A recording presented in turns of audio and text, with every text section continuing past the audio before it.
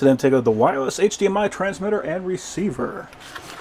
So we've got our instructions. It says the transmitter is capable of 4K at 30 Hz. The loop out is capable of 4K at 30 Hz or 1080p at 60 Hz. And the receiver is capable of these same settings. 0.1 second latency. Transmission distance of 1,150 feet. Many different video and audio formats. It is a wireless standard video 2.11 ABGNAC. 60 megabits per second. Can handle a temperature of negative 20 degrees Celsius to 50 degrees Celsius. And 5% to 70% humidity. And here is the transmitter. A very interesting carbon fiber look there on the top. Got an HDMI in and a loop out, so that's very important. So the transmitter is going to wirelessly connect to the receiver, so the input is going to go in here, but because this has a loop out, that means that we can wirelessly transmit it as well as loop out directly to where we're at. And use that port from our camera to plug it in here, and then we can loop out to our monitor that is right next to us. Then we can wirelessly transmit, so if the director or a client wants to see, they can look at that from pretty far away. We got a quarter 20 mount here on the bottom. We got our power input, so that's 5 volts, 2 amps. We got our physical reset, and we have an audio jack. So that's something you definitely do not get with a transmitter. This actually has the capacity to split the HDMI audio out and give you a physical 3.5 jack out. So even if your camera does not have an audio output on it, we can plug that in right there so that we can listen to the audio from the camera. Also got another quarter 20 there on the back. We got a couple of pads, and then of course our connectors for the antennas on the top. So here is the receiver. We got the same connections on the side, which means we also have another 3.5 audio jack right here. So if we're connecting to a TV or something like that, and we've got a sound system, we can actually use an aux cable to go from here to that sound system. So we got the HDMI, and we can also connect to a stereo. That's something you definitely do not normally get with a transmitter like this. Same quarter 20, same quarter 20, and we have 2 HDMI outs right here. That is very nice. So we can actually connect to 2 different monitors from this receiver. And then of course we got our antennas right there. It can pass through the wall.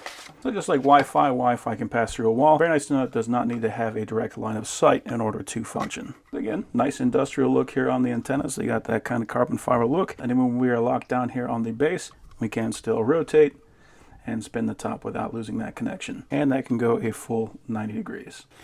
We got our power supply. It says that's good for 100 and 240 volts. So that's good for international or domestic. It outputs 2 amps at 5 volts. It is a USB-A, and that does come with a USB-A to USB-C cable, so we can plug directly in and we can power this device. So we have 2 full sets of accessories, so we can power and run both the receiver as well as the transmitter.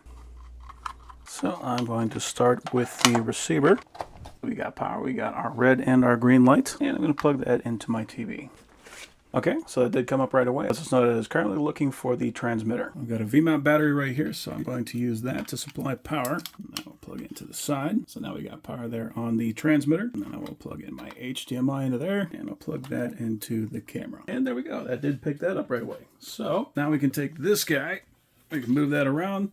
We don't have to worry about any cables getting in the way. It's going to be a little bit more messy here on the camera itself. But we don't have to worry about running any cables from the TV to the camera. We don't have to worry about those things getting in the way. We don't have to worry about damaging any cables if we pull on it too hard. This is just a much better setup. Okay, so now I have this plugged into my television, and I have the aux running to my stereo. So this cable does not come with it. This is a 3.5 male to 3.5 male cable, but I've got that running from the receiver to my stereo, and I've got the stereo set to aux. So I'm going to have the video playing on the TV, and I've got the audio going out through my stereo. So anything I do over here will be reflected over here. So if I play my video, I can now see that on that television. I've basically got this duplicated. If I wanted to, I could take that and I could make that a secondary monitor so I could watch videos over there, do my work on my computer, plus just having the ability to attach that to my stereos, to my sound system without even having to worry about the HDMI. That just gives me a lot of adaptability that I do not normally get with even just an HDMI cord. So yeah, that is a very versatile tool. The fact that we can go HDMI with an HDMI loop out, with our transmitter, with our receiver. We were 2 HDMI outputs on there, as well as an aux channel on both the transmitter and the receiver. This is just a super versatile kit that can help you solve a whole lot of problems that you otherwise would need a bunch of different modules in order to accomplish. So overall,